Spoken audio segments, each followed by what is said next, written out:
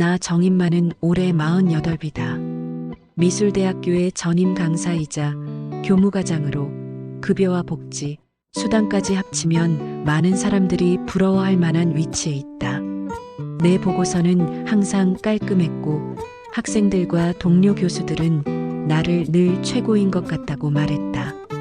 나에게 학교는 질서였고 그 질서 속에서 성과를 뽑아내는 일이 곧 나의 삶이었다.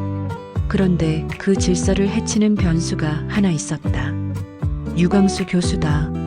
62살의 그는 미대 학장이자 정교수로서 입지전적 인물이었다. 학교를 지금의 위치까지 이끈 공로는 부정할 수 없었고 자식들도 모두 잘 나갔으며 이미 모든 것을 이룬 사람의 여유를 두르고 다녔다. 그러나 문제는 그 여유가 종종 무례함과 한몸이라는 점이었다. 지시사항들이 쉽지 않았다. 교수실 술자리는 잦았고 술은 늘 과했다. 말끝마다 정과장 사람 사는 게 다 그런 거지라며 덮어버렸고 사적인 심부름이 어느새 업무의 일부처럼 끼어들었다. 젊은 조교들 앞에서 던지는 농담들은 가끔 농담이라는 보호막을 벗어났다.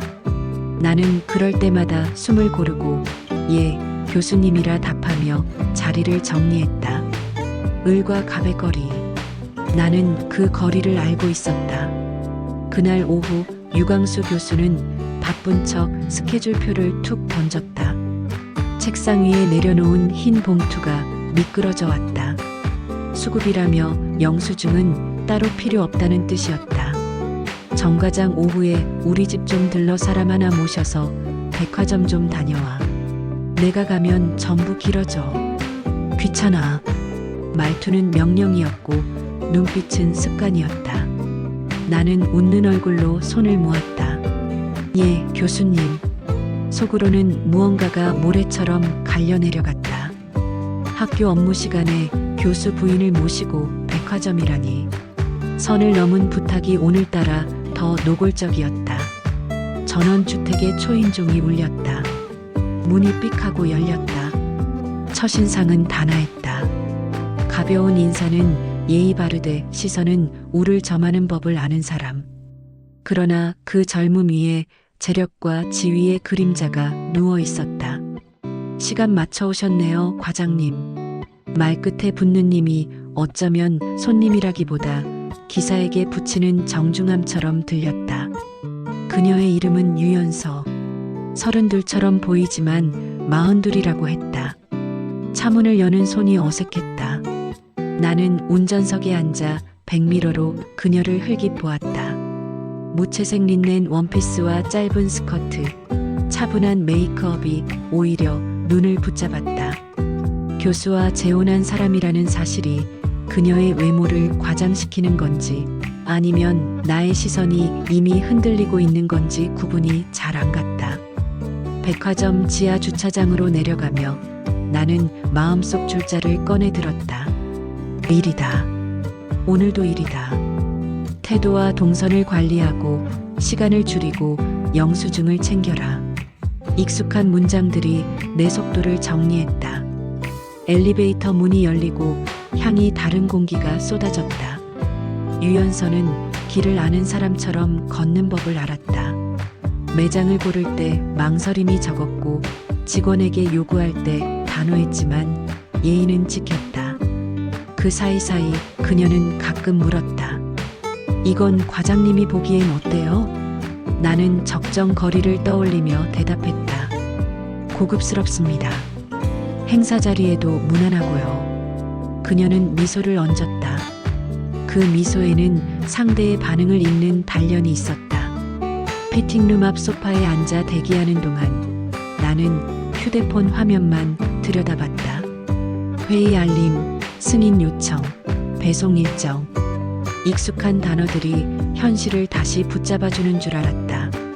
그러나 문살 너머 비치는 가느다란 실루엣이 그 단어들을 가볍게 밀어낼 줄은 몰랐다. 피팅룸 문이 반쯤 열리며 그녀의 목소리가 흘렀다. 직원에게 묻지 않고 굳이 나에게 물었다. 과장님, 이 옷이 너무 도발적인가요? 나는 짧게 숨을 고르고 말했다. 사모님이 선택하시는 겁니다. 정답 같은 대답이네요. 그녀는 어깨를 으쓱하고 문을 닫았다. 정답 같은 대답은 정답이 아닐 때가 많았다. 결제대 앞에서 그녀는 카드를 내밀고 쇼핑백이 차곡차곡 쌓였다. 엘리베이터에 올라타며 그녀가 말했다. 백을 하나 더 보려고 했는데 오늘은 여기까지 할까요? 나는 시계를 보았다. 업무 시간은 이미 반쯤 넘어 있었다. 예, 오늘은 이 정도면 충분하실 듯합니다. 충분하다는 말 참 안정감 있어요. 과장님은 늘 안정감 있게 말하네요. 직업병 같습니다. 둘 사이에 짧은 웃음이 스쳤다. 돌아오는 길, 빛이 유리창을 타고 미끄러졌다. 교수 집 앞에서 차를 세우자 그녀가 먼저 손잡이를 잡았다가 잠깐 멈췄다. 아, 수고비는 받으셨죠? 예. 기분은요? 뜻밖의 질문이었다. 나는 한 박자 늦게 대답했다. 일을 했고 대가를 받았을 뿐입니다. 그 대가에 자존심은 포함되나요? 그녀는 눈을 가늘게 뜨고 웃었다. 그 웃음은 가볍지 않았다. 현관 앞 문이 닫히고 나서야 나는 자신이 오래 숨을 참았다는 걸 깨달았다. 가슴이 조용히 그러나 크게 내려앉았다. 나는 스스로에게 말했다. 오늘은 여기까지다. 선을 지켜라. 선을 잃으면 모든 게 무너지니까. 저녁쯤 메신저에 유광수 교수의 메시지가 떴다. 정 과장 고생했네. 우리 서연이 피곤해하진 않던가. 문장 끝에 이모티콘이 붙어 있었다. 나는 차분히 답했다. 아닙니다. 필요한 것 잘 챙기고 돌아왔습니다. 역시 정 과장은 사람이 좋아. 그 문장은 칭찬처럼 보였지만 어쩌면 나를 쓰는 법을 재확인하는 서명이기도 했다. 그날 밤 거울 앞에서 넥타이를 풀며 나는 낮의 장면들을 다시 떠올렸다. 피팅룸 앞에 반쯤 열린 커튼, 정답 같은 대답, 그리고 자존심이라는 단어. 그 단어는 생각보다 오래 귓가에 머물렀다. 나는 천천히 등을 기대고 눈을 감았다. 나는 의리다. 그러니 내게 남는 건 질서와 거리다. 그 말은 옳았다. 그리고 이상하게 오를수록 쓰라렸다. 침대 머리맡 휴대폰이 떨렸다. 알림창에는 짧은 문장 하나. 과장님, 오늘 수고 많으셨어요. 혹시 다음 주 일정도 비울 수 있을까요? 보낸 사람 유연서. 나는 한동안 화면을 응시하다가 휴대폰을 엎어놓았다. 빛이 가려지고 나서야 방 안이 더 어두워졌다. 백화점 한쪽 라운지. 부드러운 조명이 비추는 공간에서 유연서는 쇼핑백을 옆에 쌓아두고 아이스 아메리카노를 홀짝였다. 정인만은 맞은편에 앉아 조용히 물만 마셨다. 낯설지 않은 광경이었지만 어쩌면 이상한 긴장이 깔려 있었다. 과장님, 오늘 표정이 참 성실하시네요. 유연서는 컵을 내려놓으며 말을 꺼냈다. 어떤 의미십니까? 보통 남자들은 이런 자리에서 눈이 바쁘죠. 시선이 여기저기 흔들리거나 불편한 듯 얼굴이 굳거나. 근데 과장님은 딱 성실하게 업무 중이라는 표정이에요. 나는 애써 미소를 지었다. 업무니까요. 교수님께서 맡기신 일이기도 하고. 그 대답 아주 교과서 같아요. 유연서는 입꼬리를 올리며 나를 잠시 바라보았다. 그 시선은 농담인지 도발인지 알 수 없는 온도를 띠고 있었다. 쇼핑은 거기서 끝나지 않았다. 그녀는 또 다른 매장으로 발걸음을 옮겼고 나는 뒤따르며 자연스럽게 쇼핑백을 들었다. 피팅룸 앞 소파에 앉아 있을 때 나는 휴대폰을 꺼내 일정 확인을 하려 했다. 그러나 문틈 사이로 흘러나온 그녀의 목소리가 내 손목을 얼어붙게 만들었다. 과장님, 이건 어때요? 너무 짧나요? 커튼이 살짝 열리며 그녀의 실루엣이 드러났다. 빛에 비친 하얀 다리, 손끝으로 옷자락을 만지작거리는 동작. 나는 순간 시선을 돌렸지만 이미 머릿속엔 그 장면이 각인된 듯 선명했다. 적당합니다. 사모님의 이미지와도 어울립니다. 나는 담담하게 답했다. 또 적당? 과장님은 늘 적당, 안정, 무난. 혹시 교수님께도 늘 그런가요? 나는 대답을 삼켰다. 그녀는 살짝 웃으며 커튼을 닫았다. 대답 안 해도 알아요. 교수님은 그런 안정감 때문에 과장님을 곁에 두는 거겠죠. 잠시 후 피팅룸 문이 활짝 열리며 다른 옷차림의 유연서가 모습을 드러냈다. 짧은 치마와 얇은 블라우스. 백화점이 아니라 해도 눈길을 끌 만큼 대담했다. 그녀는 일부러 천천히 회전하며 물었다. 과장님, 이건 어때요? 정인만은 무심한 듯 고개를 끄덕였다. 잘 어울립니다. 하지만 행사 자리에는 다소 부담스러울 수도 있겠습니다. 그러니까요. 부담스럽다는 게 문제일까요? 아니면 매력일까요? 그녀의 질문은 단순한 의상 평가가 아니었다. 나의 속이 서늘해졌다. 교수에게 늘 무례함을 참고 살아온 시간들이 떠올랐다. 마치 그 교수의 빈틈을 지금 이 여자가 시험하고 있는 듯했다. 이건 일이다. 경계선을 넘지 마. 나는 스스로를 다독였다. 백화점을 나오며 그녀는 점심은 드셨나요? 라고 물었다. 나는 아직이라고 대답했다. 그녀는 대수롭지 않게 말했지만 나의 가슴은 묘하게 흔들렸다. 그럼 근처에서 간단히 먹고 가죠. 교수님도 점심때 알아서 챙기시겠죠. 레스토랑 창가 자리. 그녀는 와인을 시켜놓고 잔을 천천히 돌렸다. 과장님, 솔직히 말해봐요. 교수님이 참 힘드시죠? 예상치 못한 질문에 나는 잠시 말을 잃었다. 그건 저도 알아요. 사람 부려먹는 데는 선수니까 저도 때때로 숨이 막힐 때가 있거든요. 그녀의 말은 의외였다. 겉모습은 차갑고 도도한 여인이었지만 그 속에서 불쑥 흘러나온 진심은 나의 마음을 흔들기에 충분했다. 점심을 마치고 차로 돌아오는 길, 나는 운전석에 앉으며 알 수 없는 감정을 느꼈다. 그녀는 분명 교수의 아내였다. 그러나 순간순간 보여주는 시선과 말투는 마치 자신과 같은 을의 자리를 경험하는 동료처럼 느껴졌다. 교수님, 당신이 늘 나를 부려왔죠. 그런데 그 아내가 지금 내 앞에서 이렇게 흔들린다면 나의 가슴 속에 묘한 복수심이 불씨처럼 피어올랐다. 그 불씨에는 욕망이 함께 섞여 있었다. 저녁 무렵 유광수 교수의 메시지가 도착했다. 정과장 서연이 잘 모셨어? 고생했네. 역시 믿을 건 자네뿐이야.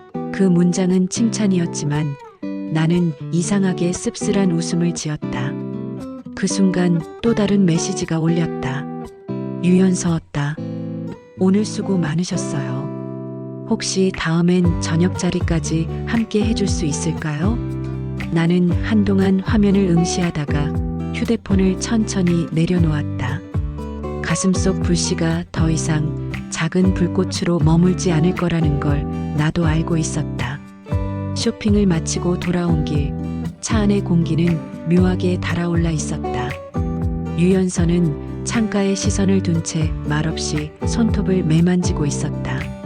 정인만은 운전대를 잡으며 눈길을 주지 않으려 애썼다. 그러나 거울 속 그녀의 얼굴이 자꾸만 시선을 끌었다. 과장님, 조용히 입을 연 것은 그녀였다. 혹시 교수님이 대학교에서도 늘 그러시죠? 정인만은 잠시 주춤했다. 무슨 말씀을 하시는 건지. 젊은 조교들 앞에서 과장님 곤란하게 하거나 술자리에 불러내서 웃음거리로 삼거나 그런 이야기요. 정인만의 손끝이 순간 굳어졌다. 대답하지 않아도 이미 알고 있다는 듯한 목소리였다. 그는 담담하게 숨을 고르고 말했다. 교수님 방식이시죠. 저는 그냥 따르는 입장일 뿐입니다. 유연서는 비웃듯 고개를 저었다. 그 사람 집에서도 똑같아요. 남들 앞에서 허세 부리고 혼자 있을 땐 지겨울 만큼 무뚝뚝하고 나이 들어서 재력은 했지만 솔직히 전 매일 외롭습니다. 정인만은 그 말을 듣고 가슴 한쪽이 묘하게 흔들렸다. 외로움이라는 단어는 단순한 고백이 아니라 그녀가 스스로를 어떻게 여기고 있는지 드러내는 신호였다. 돈과 권력 뒤에 숨은 공허함, 그리고 그 공허함이 불러오는 위험한 틈. 집 앞에 도착했을 때 그녀는 차에서 내리지 않았다. 잠시 조용히 시계를 보던 그녀가 물었다. 시간 괜찮으시면 차 한잔하고 가실래요? 나는 거절해야 한다는 걸 알았다. 그러나 입술에서 흘러나온 대답은 달랐다. 예, 잠깐만요. 전원주택 거실은 조용했다. 넓은 소파, 은은하게 켜진 조명, 그리고 테이블 위에 와인 잔 2개. 유연서는 능숙하게 와인을 따르며 미소였다. 과장님, 오늘 하루 참 고생 많으셨어요. 덕분에 스트레스가 좀 풀렸네요. 정인만은 잔을 들며 조심스럽게 건배를 했다. 앞으로도 도움이 된다면 다행입니다. 도움이요? 그녀는 입꼬리를 올리며 잔을 기울였다. 저한텐 그냥 도움이 아니라 위안 같던데요. 짧은 침묵이 흘렀다. 창밖엔 가을 바람이 불었고 조명 아래 그녀의 눈동자는 유난히 반짝였다. 와인을 몇 잔 비운 뒤 유연서는 갑자기 웃음을 터뜨렸다. 사실 오늘 일부러 과장님 반응을 보고 싶었어요. 반응이라뇨? 피팅룸 앞에서 제가 일부러 너무 짧은 옷도 입어보고 말도 던졌잖아요. 근데 과장님 정말 교과서처럼 대답하시더군요. 그래서 더 궁금해졌어요. 속으로는 어떤 생각을 하고 있었는지. 정인만은 당황스러워 고개를 숙였다. 저는 제 위치를 지키려고 했습니다. 위치라. 그녀는 와인을 다시 마시며 낮게 속삭였다. 교수님이 제 위치를 지켜주지 않는데 왜 과장님만 그러죠? 그 말은 단순한 도발이 아니었다. 그녀의 눈빛에는 분명 갈망이 섞여 있었다. 정인만의 숨이 무겁게 가빠졌다. 순간 그녀가 손을 뻗어 그의 잔을 치우더니 그의 손등 위에 올려놓았다. 짧은 호흡이 뒤섞이며 공간이 좁아졌다. 정인만은 본능적으로 일어나려 했지만 그녀가 한 발 다가오며 길을 막았다. 서연 씨, 이건 잘못된 겁니다. 잘못됐죠. 근데 너무 외로워요. 그녀의 목소리는 떨렸고 그 떨림은 무심히 넘길 수 없는 진심처럼 느껴졌다. 더 이상 거리를 유지할 수 없었다. 둘 사이의 공기는 이미 불길처럼 뜨거워졌고 그 불길은 결국 서로를 끌어안게 만들었다. 짧은 순간 모든 이성은 무너졌다. 키스는 격렬했고 손끝은 떨렸으며 두 사람의 심장은 터질 듯 뛰었다. 방 안으로 자리를 옮기며 서로를 밀어내지도 멈추지도 않았다. 차갑던 그녀의 얼굴은 붉게 물들었고 늘 차분하던 정인만의 태도는 흔들리는 욕망으로 바뀌었다. 밤은 깊어갔고 선을 넘는 순간이 더 이상 의미를 잃었다. 둘은 마침내 선을 완전히 넘어버렸다. 그 순간에 황홀은 죄책감보다 강했고 그 황홀함 속에서 시간은 멈춘 듯 흘러갔다. 새벽녘 나는 눈을 뜨고 천장을 바라보았다. 숨이 차오르는 듯 가슴이 무거웠다. 그녀 곁에 누워있는 나 자신이 믿기지 않았다. 그리고 동시에 돌이킬 수 없는 일이 시작되었다는 걸 깨달았다. 곁에는 여전히 유연서가 잠들어 있었고 그의 어깨 위로 고요히 머리를 기댄 채 안정된 숨결을 내쉬고 있었다. 불과 몇 시간 전 이곳에서 무슨 일이 있었는지 생각나는 순간 식은 땀이 이마를 타고 흘러내렸다. 내가 무슨 짓을 한 거지? 바로 학교의 유광수 교수의 아내였다. 그의 권력과 영향력을 생각하면 오늘 일은 단순한 실수가 아닌 나의 인생을 송두리째 흔들 수 있는 치명적 사건이었다. 나는 조심스럽게 몸을 일으켜 옷을 챙겨 입었다. 거울에 비친 얼굴은 낯설만큼 지쳐 있었고 눈빛은 흔들리고 있었다. 방을 나서며 나는 스스로에게 속삭였다. 다시는 오지 않는다. 오늘 일은 없던 거다. 이건 꿈이었어. 현관문을 나서며 차가운 밤 공기를 들이마셨다. 가슴 깊은 곳까지 서늘함이 스며들며 죄책감이 뼈속에 박히는 듯했다. 다음 날 오후 학교에서 업무를 보던 나는 휴대폰 알림창에 뜬 메시지를 보고 굳어졌다. 어제는 즐거웠습니다. 편히 쉬셨죠? 보낸 사람 유연서. 손끝이 떨렸다. 답장을 해야 할까 말아야 할까? 그러나 곧 메시지를 삭제하고 아무 일 없던 듯 서류를 정리했다. 잊어야 한다. 끊어야 한다. 머릿속에서 끊임없이 되뇌었지만 그녀의 목소리와 손길은 쉽게 사라지지 않았다. 이틀 뒤 유광수 교수 집에서 불쑥 연락이 왔다. 정 과장 잠깐 들르겠나? 자료 하나 받아오게. 나는 순간 주저했지만 결국 거절할 수 없었다. 업무다. 그냥 업무일 뿐이다. 스스로를 다독이며 전원주택 문을 열었다.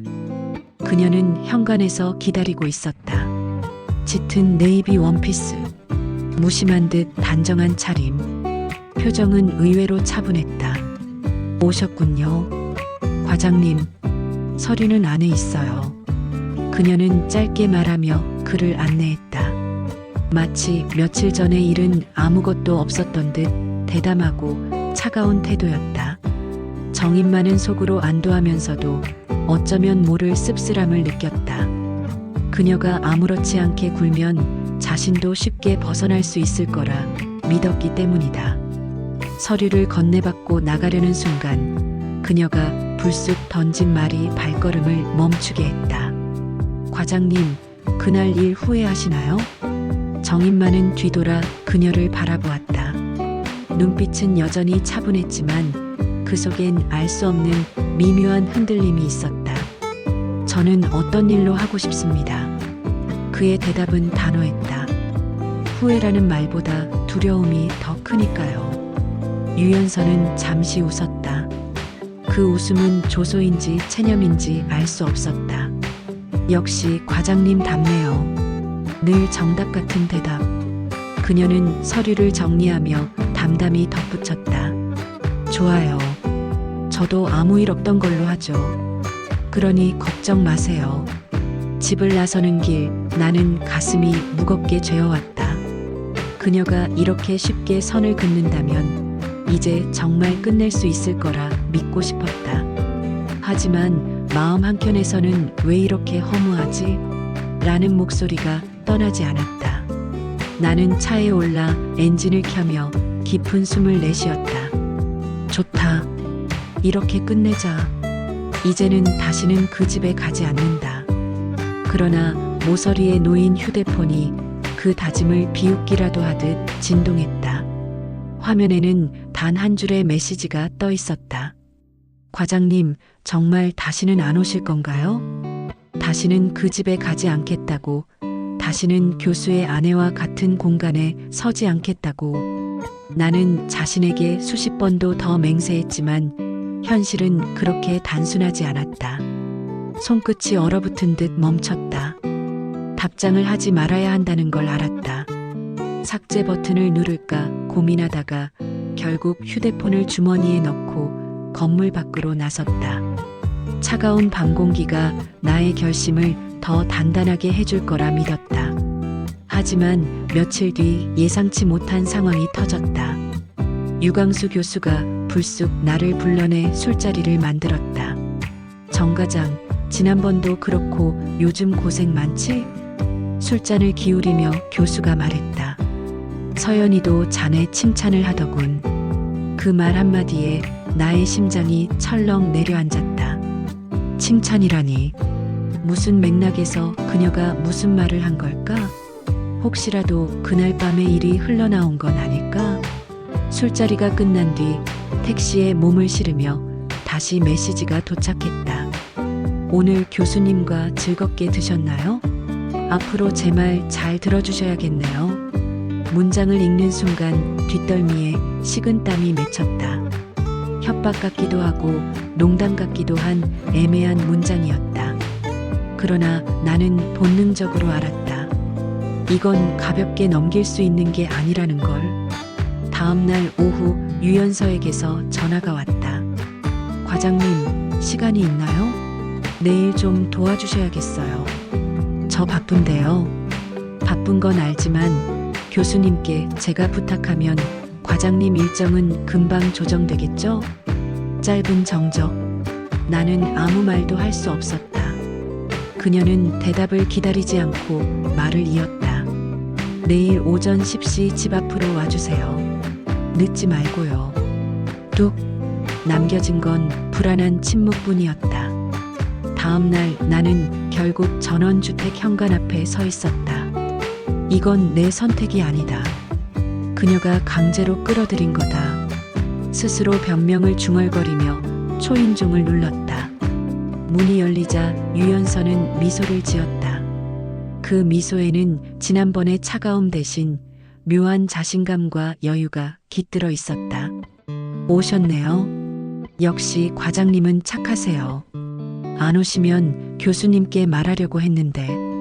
말 끝에 담긴 위협이 농담처럼 가볍게 흘러나왔다. 나는 씁쓸한 미소를 지으며 말했다. 사모님, 이건 너무 위험합니다. 위험하니까 더 짜릿한 거죠. 그녀는 의미심장한 눈빛을 흘리며 앞서 걸었다. 거실 테이블 위에는 이미 쇼핑 목록이 놓여 있었다. 신발, 액세서리, 옷. 모두가 그녀의 필요가 아니라 욕망을 채우는 항목들이었다. 오늘은 이것 좀 보러 가야겠어요. 기사님, 준비되셨죠? 기사님. 평소 같으면 불쾌했을 호칭이었지만 지금은 어쩌면 체념처럼 들렸다. 나는 고개를 끄덕이며 차 열쇠를 꺼냈다. 백화점까지의 길, 차 안은 다시 미묘한 공기로 가득 찼다. 유연서는 창밖을 보며 태연하게 말했다. 과장님, 우리가 무슨 사이인지 교수님이 알면 어떻게 될까요? 나는 핸들을 움켜쥔 손에 힘을 줬다. 아무 일도 없었으니까 아무 일도 없을 겁니다. 없었을까요?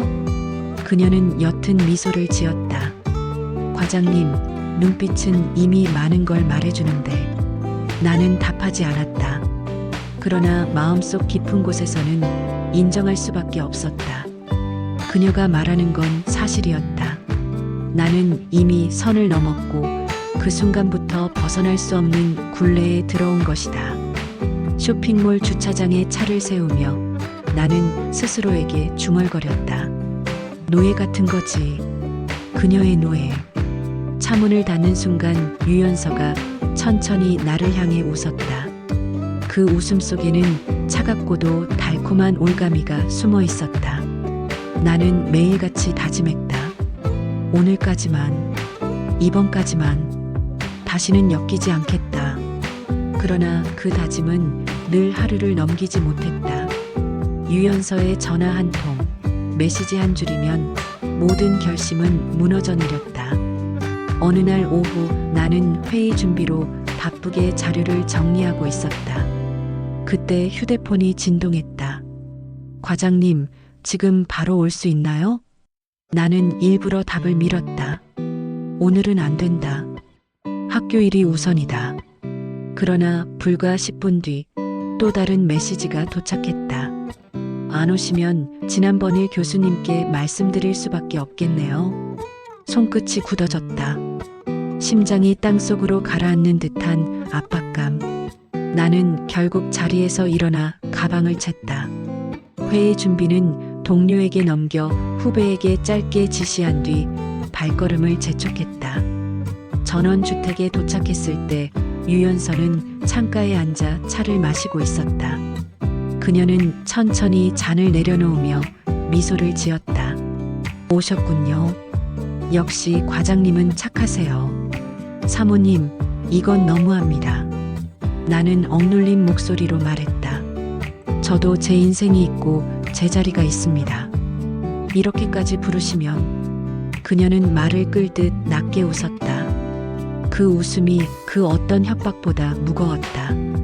그럼 교수님께 말씀드릴까요? 그날 밤 무슨 일이 있었는지. 순간 방 안의 공기가 얼어붙었다. 나는 아무 대답도 하지 못한 채 눈을 감았다. 유연서는 잔을 들고 여유롭게 마무리했다. 선택은 늘 과장님 몫이어요. 저를 돕는 게 싫으면 그 결과도 감당하셔야겠죠. 그날부터 나의 일상은 달라졌다. 학교 업무가 끝나면 교수 부인의 일정이 기다리고 있었고, 때로는 낮에도 불쑥 연락이 와 점심같이 해요. 백화점에 들러야겠어요 라는 요구가 쏟아졌다. 나는 거절하지 못했다. 거절할 수 없다는 걸 그녀가 이미 알고 있었기 때문이다. 나는 점점 그녀의 그림자, 스케줄 속에 묶였다. 일과 사생활 모두가 그녀의 손바닥 위에서 흔들리고 있었다. 백화점 주차장에서 그녀가 장난스럽게 물었다. 이제 기사 노릇이 익숙해지셨죠? 대답이 없으시네. 괜찮아요. 저도 알아요. 과장님이 저 때문에 고생하는 거. 그녀의 말투는 달콤했지만 그 속에는 노골적인 주도권이 숨어 있었다. 나는 치욕과 욕망이 뒤섞인 감정 속에서 한마디도 내뱉을 수 없었다. 밤이 되면 나는 홀로 술잔을 기울였다. 내가 왜 이렇게 된 거지? 머릿속을 떠나지 않는 질문이었다. 하지만 그 질문의 답은 뻔했다. 그날 밤 선을 넘어선 순간부터 모든 건 이미 시작된 것이었다. 휴대폰이 또 울렸다. 과장님, 내일은 미용실 예약이 있어요. 같이 가 주셔야겠네요. 짧은 문장이었다. 그러나 그 문장은 곧 명령이었고 나는 거절할 수 없는 죄수가 되어 있었다. 나는 거울 앞에 선 나 자신을 바라보았다. 넥타이를 맨 중년의 얼굴. 그러나 눈빛은 초라하게 흔들리고 있었다. 나는 이제 그녀의 노예가 된 건가? 그 독백은 더 이상 부정할 수 없는 진실이었다. 술자리는 늘 갑작스럽게 찾아왔다. 그날도 마찬가지였다. 오후 늦게 유광수 교수가 전화를 걸어왔다. 정 과장, 오늘 저녁 약속 없지? 강남에 새로 생긴 술집이 있다더군. 같이 가세. 짧고 단호한 말투였다. 거절은 선택지가 아니었다. 나는 곧장 자리를 정리하고 차에 몸을 실었다. 강남의 고급 술집. 은은한 조명과 두꺼운 가죽 소파가 깔려 있었다. 교수는 이미 와인을 주문해 놓고 있었다. 옆자리에 앉은 그는 낯익은 웃음을 지었다. 정 과장, 자네는 사람이 좋아. 그러니까 내가 곁에 두는 거야. 돈도 중요하지만 결국 사람이지. 나는 웃으며 잔을 들었다. 감사합니다, 교수님. 그러나 속으로는 쓴웃음을 삼켰다. 그 문장은 늘 칭찬 같았지만 사실은 내가 너를 쓸 수 있다는 의미였다. 술이 몇 잔 오가자 교수의 입은 느슨해졌다. 그는 과거 사업 얘기를 꺼내기도 하고 자식 자랑을 늘어놓기도 했다. 그러다 불쑥 화제를 바꿨다. 자네, 우리 서연이하고는 잘 지내나? 순간 잔을 들던 나의 손이 멈췄다. 심장이 철렁 내려앉았다. 예. 아, 사모님 말씀이십니까? 그래, 요즘 심심하다고 해서 가끔은 나 대신 자네가 챙겨줘도 좋지 않겠나 싶어서. 교수의 웃음 속에 담긴 뉘앙스는 애매했다. 농담인지 진심인지 알 수 없었다. 나는 애써 태어난 목소리로 답했다. 예. 며칠 전에 쇼핑을 모셔다 드린 적은 있습니다. 그래, 역시 자네가 있으니 내가 든든하다니까. 그러나 그 순간에도 나의 등줄기에는 땀이 흘러내렸다. 혹시 이미 뭔가를 눈치챈 건 아닐까? 교수가 단순히 시험 삼아 말을 꺼낸 건 아닐까? 잔이 다시 채워졌고 교수의 눈빛은 흐릿했지만 어딘가 번뜩였다. 정과장 자네는 여자한테 인기가 있을 것 같아. 나이도 딱 적당하고 성실하고. 아닙니다. 저는 그저 학교 일만 신경 씁니다. 나는 단호히 잘라 말했다. 그럼 우리 서연이가 잘못 본 건가? 교수가 툭 던진 말에 나는 목구멍까지 술이 치밀어 올랐다. 그러나 나는 웃으며 잔을 비웠다. 술자리가 끝나갈 무렵 교수는 내 어깨를 툭 치며 말했다. 정과장 자네만 믿어. 내 집도 내 아내도 다 자네 손에 맡겨도 되지 않겠나? 농담처럼 들렸지만 그 말은 칼날처럼 날카롭게 파고들었다. 나는 간신히 웃음을 지으며 고개를 끄덕였다. 예, 교수님. 언제든 맡겨주십시오. 술자리가 끝나고 집으로 돌아오는 길 휴대폰이 다시 진동했다. 오늘 교수님 말씀 들으셨죠? 이젠 과장님이 제게 더 자주 와야 할 이유가 생겼네요. 유연서의 메시지였다. 나는 핸들을 세게 움켜쥐었다. 심장이 터질 듯 뛰고 숨이 막힐 만큼 답답했다. 이대로는 안 된다. 이 관계는 언젠가 폭발한다. 머리는 그렇게 말했지만 가슴은 이미 그녀의 소나기에서 벗어나지 못하고 있었다. 그날 밤 거울 앞에서 나는 한참을 서 있었다. 술 기운에 붉어진 얼굴. 그러나 눈빛은 두려움과 욕망으로 번뜩이고 있었다. 교수가 의심하기 시작했다. 하지만 난 이미 너무 깊이 들어와 버렸어. 교수의 의심이 담긴 술자리가 끝난 뒤 나는 며칠 동안 일부러 연락을 피했다. 학교 업무에 몰두하며 고개를 숙였고 퇴근 후엔 곧장 집으로 향했다.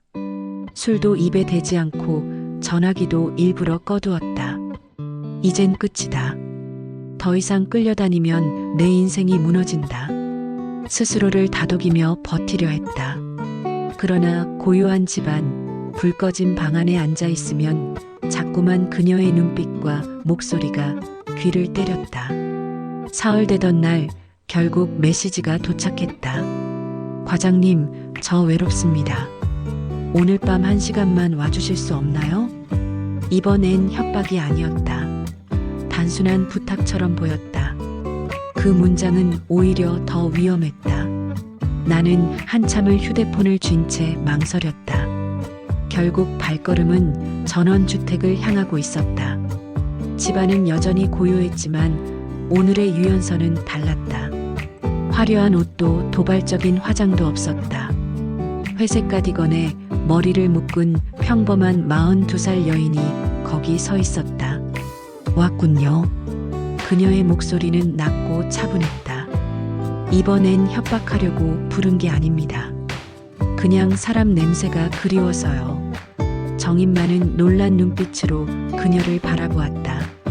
사모님, 사모님이라고 부르지 마세요. 그 호칭 듣는 순간 제가 더 초라해져요. 거실 소파에 마주 앉자 유연서는 잔을 내려놓으며 솔직한 말을 꺼냈다. 저도 알죠. 제가 얼마나 이기적인지. 교수님 아내로 사는 동안 돈과 지위는 얻었지만 제 삶은 텅 비었어요. 누군가와 대화할 수도 웃을 수도 없었죠. 다들 제게 사모님이라고만 하니까. 정인만은 조용히 그녀의 말을 들었다. 차갑고 도도하다고만 여겼던 모습 뒤에서 처음으로 드러나는 생생한 고백이었다. 과장님을 처음 봤을 때 솔직히 저도 그냥 심부름꾼이라 생각했어요. 하지만 피팅룸 앞에서 저를 똑바로 보지 않으려 애쓰던 그 표정. 그때 알았어요. 아, 이 사람은 적어도 나를 사모이기 전에 사람으로 보는구나. 나의 가슴이 묵직하게 울렸다. 그녀는 교수의 아내였고 나는 의뢰 자리에 묶여있는 직장인이었다. 그러나 지금 그녀는 누구보다 솔직한 한 여인으로 내 눈앞에 앉아 있었다. 저도 많이 흔들렸습니다. 나는 낮게 고백했다. 하지만 이 관계가 얼마나 위험한지 아시잖아요. 알아요. 그래서 더 붙잡고 싶었는지도 몰라요. 과장님, 제겐 그 위험이 곧 삶의 증거 같았으니까. 그녀의 목소리는 떨렸고 눈가에는 눈물이 맺혔다. 정인 많은 순간 본능적으로 손을 뻗어 그녀의 손등을 감싸쥐었다. 짧은 정적 뒤 그녀는 속삭였다. 과장님, 전 이제 교수님 곁에서 여자로 살지 않아요. 그저 장식품처럼 재산 목록의 일부처럼 있을 뿐이죠. 그러니 저를 떠나려 하지 말아주세요. 정인만의 심장은 걷잡을 수 없이 뛰었다. 머리는 소리쳤다. 지금이라도 끊어야 한다. 이대로 가면 둘 다 끝이다. 하지만 가슴은 이미 그녀의 손길에서 벗어날 수 없었다. 그날 밤 두 사람은 다시 서로의 품에 안겼다. 이번엔 욕망이 아니라 외로움과 고백이 불러온 갈망이었다.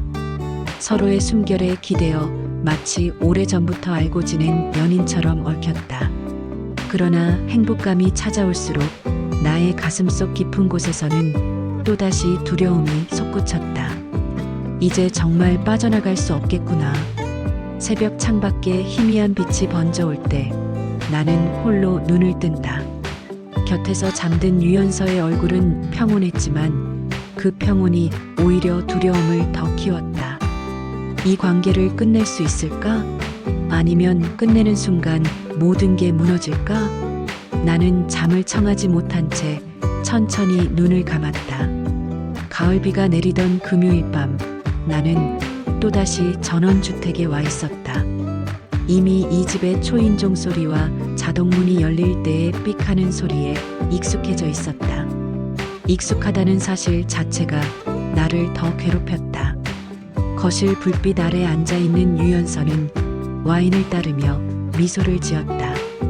오늘은 늦으셨네요. 업무가 많아서. 나는 짧게 대답하며 자리에 앉았다. 잔이 부딪히는 소리, 짧은 웃음과 낮은 목소리.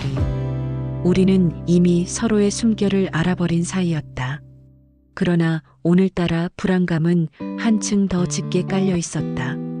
한참 이야기를 나누던 중 현관 쪽에서 갑자기 철컥하는 소리가 났다. 정인만의 몸이 순간 얼어붙었다. 유연서의 표정도 순식간에 굳어졌다. 교수님? 그녀가 낮게 중얼거렸다. 정인만은 숨이 턱 막히며 자리에서 벌떡 일어났다. 만약 교수가 지금 들어온다면 모든 게 끝장이었다. 그러나 다행히도 문은 열리지 않았다. 외부 센서에 나뭇가지가 스친 탓인지 보안 장치가 잠깐 오작동을 일으킨 것이었다. 짧은 순간이었지만 정인만의 등줄기는 땀으로 흥건해졌다. 유연서는 안도의 한숨을 내쉬며 그를 바라보았다. 보세요. 이렇게 위험하다니까요. 그녀의 말은 오히려 더 짙은 미소로 이어졌다. 근데 과장님, 전 그 위험이 필요해요. 정인만은 더는 앉아있을 수 없었다. 서연 씨, 이건 안 됩니다. 오늘은 여기까지만 하고 가보겠습니다. 내가 일어서려 하자 그녀는 나의 손목을 잡았다. 가면요. 과장님, 마음이 편해질 것 같아요? 짧고 날카로운 질문이었다. 나의 가슴을 정통으로 찔렀다. 정인만은 대답하지 못했다. 머리는 당장 떠나라고 외쳤지만 몸은 그녀의 손길에서 벗어나지 못했다. 그날 밤 결국 나는 또다시 선을 넘었다. 하지만 달콤한 황홀함 속에서도 두려움은 그림자처럼 따라다녔다. 해녀 교수가 갑자기 들이닥치지 않을까? 혹은 누군가 이 관계를 눈치채지 않을까? 침대 위 유연서는 나의 품에 기대어 속삭였다. 과장님, 우린 이미 깊이 들어왔어요. 이제 돌아갈 수 없죠. 나는 눈을 감았다. 그녀의 목소리가 달콤하면서도 쇠사슬처럼 무겁게 느껴졌다. 다음 날 학교에서 교수가 나를 불렀다. 정 과장, 요즘 바쁜가 보네. 얼굴이 좀 수척해. 교수의 말투는 평소와 다르지 않았지만 나는 온몸이 굳어버렸다. 괜찮습니다. 업무가 많아서 그렇습니다. 나는 침착하게 대답했지만 속으로는 심장이 미친 듯이 뛰고 있었다. 교수는 잠시 나를 뚫어지게 보더니 어깨를 두드리며 웃었다. 그래도 건강 챙겨. 사람은 버티는 게 제일이야. 짧은 대화였지만 나는 그 말 속에서 알 수 없는 의미를 읽었다. 혹시 이미 뭔가를 아는 건 아닐까? 그날 밤 나는 혼자 술잔을 기울였다. 머릿속은 온통 혼란스러웠다. 유연서의 손길, 그녀의 눈빛, 그리고 교수의 짧은 한마디가 뒤엉켜 잠을 이룰 수 없게 만들었다. 이대로는 안 된다. 분명 무너진다. 하지만 나는 이미 너무 깊이 들어와 버렸다. 나는 고개를 숙인 채 손에 쥔 잔을 부서지듯 움켜쥐었다. 늦가을 학교 로비 창가에 낙엽이 흩날렸다. 나는 바쁜 하루를 마치고 엘리베이터 속을 똑바로 바라보았다. 수척해진 얼굴, 날선 눈빛. 불과 몇 달 전만 해도 나는 누구보다 안정적인 삶을 살던 남자였다. 그러나 지금은 아니었다. 그날 밤 또다시 유연서에게서 메시지가 도착했다. 과장님, 내일 시간 괜찮으시죠? 같이 잠깐 다녀올 곳이 있어요. 평범한 듯 보이는 문장이었지만 나는 휴대폰을 오래 쥔 채 답장을 하지 못했다. 가슴은 여전히 그녀를 향해 뛰고 있었고 머리는 도망치라고 소리쳤다. 이제는 끝내야 한다. 이 관계는 누구에게도 행복을 주지 못한다. 나는 결국 휴대폰을 꺼두고 창밖의 어두운 하늘을 한참이나 바라보았다. 며칠 뒤 교수가 불러 술자리에 나갔다. 그날따라 교수는 기분이 좋아 보였다. 정과장 자네가 늘 내 곁에 있어서 든든했어. 내 집도 내 아내도 다 자네가 챙겨주니 말이야. 순간 술이 목에 걸려 내려가지 않았다. 나는 억지 웃음을 지으며 잔을 비웠다. 그러나 그 말이 가슴에 비수처럼 박혔다. 내 집, 내 아내, 다 맡겨도 된다. 그 무심한 농담 같은 말 속에서 나는 벼랑 끝에 서 있는 자신을 보았다. 술자리가 끝난 후 유연서에게서 다시 메시지가 왔다. 오늘 교수님이 과장님 얘기 많이 하셨어요. 그만큼 저희 관계도 잘 유지해야겠죠. 나는 더는 참지 못했다. 서연 씨, 이제 그만합시다. 우린 잘못된 길에 서 있습니다. 이제는 서로를 놓아줘야 합니다. 메시지를 보내고 나서도 가슴은 거칠게 뛰었다. 두려움과 해방감이 동시에 몰려왔다. 그러나 곧 답장이 도착했다. 놓아준다고요? 과장님, 그게 쉬울까요? 저는 이제 과장님 없이는 못 버티는데. 짧은 문장이었다. 그러나 무겁게 내려앉는 울림이 있었다. 나는 두 손으로 얼굴을 감싸쥐었다. 놓아주고 싶었다. 그러나 동시에 그녀의 외로움이 진심이라는 걸 알기에 쉽게 등을 돌릴 수 없었다. 그날 밤 나는 긴 독백처럼 스스로에게 말했다. 나는 이미 깊이 들어왔다. 복수인지 욕망인지 연민인지도 헷갈린다. 분명한 건 이 관계는 누구도 행복하게 하지 못한다는 것. 창밖 달빛이 길게 드리운 방 안에서 나는 홀로 술잔을 기울였다. 유연서의 웃음, 눈물, 떨리던 손길이 모두 스쳐갔다. 새벽 나는 마지막으로 휴대폰을 들었다. 그리고 답장을 쓰지 않은 채 메시지를 삭제해버렸다. 그러나 지우고 난 뒤에도 가슴 깊은 곳에서는 미련이 꿈틀거렸다. 만약 다시 연락이 온다면 나는 과연 버틸 수 있을까? 나는 눈을 감으며 조용히 속삭였다. 너무 짜릿했고 너무 황홀했다. 하지만 이제 끝내야 한다. 그래야 모두가 살아남을 수 있다. 문제는 내가 그 끝을 감당할 수 있을까 하는 거지. 며칠이 지났다. 나는 유연서의 연락을 피했고 학교에서도 최대한 그녀와 만나지 않으려 했다. 교수는 여전히 나에게 정과장이라 부르며 친근한 척했지만 그의 눈에는 미묘한 의심이 담겨 있었다. 한 가지 확실한 건 이 관계는 더 이상 지속될 수 없다는 것이었다. 나는 회의실에 앉아 자료를 정리하고 있었다. 그때 휴대폰이 울렸다. 유연서였다. 과장님, 한 번만 봐주실 수 있어요? 정말로 마지막이에요. 나는 거절했어야 했다. 하지만 목소리에 담긴 절박함이 나를 흔들었다. 그 밤 나는 전원주택 현관 앞에 섰다. 가을이 깊어가고 있었고 해는 이미 지고 있었다. 문이 열렸고 그녀의 모습이 보였다. 흐린 눈과 마른 입술, 여러 밤을 제대로 자지 못한 흔적이 역력했다. 들어오세요. 그녀는 나를 안내했다. 거실 테이블에는 와인이 준비되어 있었고 그 옆에는 2개의 잔이 놓여 있었다. 우리는 오랫동안 말이 없었다. 단지 와인을 마실 뿐이었다. 교수님이 의심하고 있어요. 유연서가 먼저 입을 열었다. 저를 어디론가 보내려고 하고 있어요. 시골에 있는 조카 집으로요. 1달 정도 있으라고. 나는 그 말을 들었을 때 이상한 감정을 느꼈다. 안도감도 있었지만 동시에 깊은 슬픔도 있었다. 그렇군요. 과장님은 어떻게 생각하세요? 그게 좋을 것 같습니다. 우리를 위해서도 당신을 위해서도. 그녀는 웃음을 터뜨렸다. 하지만 그 웃음은 눈물과 섞여 있었다. 이제 끝이네요. 결국 이렇게 끝나는 거네요. 네, 이제 끝입니다. 나는 차분하게 답했다. 그날 밤 우리는 한 번 더 서로를 안았다. 그것은 작별의 포옹이었다. 욕망도 절박함도 없었다. 단지 2 사람이 함께 보낸 시간에 대한 애도였을 뿐이다. 저를 잊어주세요. 그녀가 속삭였다.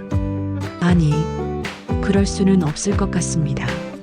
그래도 다시는 오지 마세요. 제가 돌아올 때까지는. 알겠습니다. 1달이 지났다. 학교는 평온함을 되찾았고 교수는 내게서 의심의 눈길을 거두었다. 유연서는 시골 조카집에 있다고 했다. 나는 여전히 교무과장으로, 교수의 정과장으로 일하고 있다. 보고서는 예전처럼 깔끔하고 동료들은 여전히 최고인 것 같다고 말한다. 하지만 무언가는 변했다. 내 눈빛에는 예전의 확신이 없고 대신 무언가를 잃어버린 슬픔이 박혀 있다. 어느 날 오후 나는 학교 카페에서 커피를 마시고 있었다. 그때 휴대폰이 울렸다. 메시지였다. 번호는 없었지만 내용만으로도 누구인지 알 수 있었다. 잊혀지나요? 나는 오랫동안 그 문장을 들여다보았다. 그리고 천천히 답을 입력했다. 아직 아닙니다. 아마 영원히 그럴 것 같습니다. 잠시 후 답장이 왔다. 그래도 이게 우리가 할 수 있는 최선인 것 같아요. 바쁜 하루 되세요. 과장님, 나는 핸드폰을 주머니에 넣었다. 창밖으로는 겨울이 들어오고 있었다. 낙엽은 모두 떨어지고 나무는 앙상한 가지만을 남기고 있었다. 긴 침묵 속에서 나는 혼자 생각했다. 과거로 돌아갈 수 없다. 선을 넘은 순간부터 내 삶은 달라졌고 그 변화는 돌이킬 수 없는 것이었다. 그녀도 나도 모두 다시는 예전의 사람이 될 수 없었다. 질서 속에서 안정적이었던 내 인생은 이미 끝났다. 그 질서를 깼을 때 나머지 모든 것도 함께 흔들렸다. 하지만 역설적으로 그 무너짐 속에서 나는 무언가 진실에 가까워진 것 같았다. 나는 거울을 들여다봤다. 여전히 넥타이를 메고 있는 중년의 남자가 있었다. 하지만 그 눈빛에는 이제 더 이상 무언가를 잃을 것이 없다는 깨달음이 담겨 있었다. 끝이 아닐지도 모른다. 하지만 지금 이 순간 우리는 모두 살아있다. 그것이 우리가 할 수 있는 최선이었다. 여러분이라면 이 관계를 어떻게 끝냈겠습니까? 아니면 이 아슬아슬한 줄타기를 계속 걸으시겠어요? 댓글로 여러분의 의견을 남겨주세요.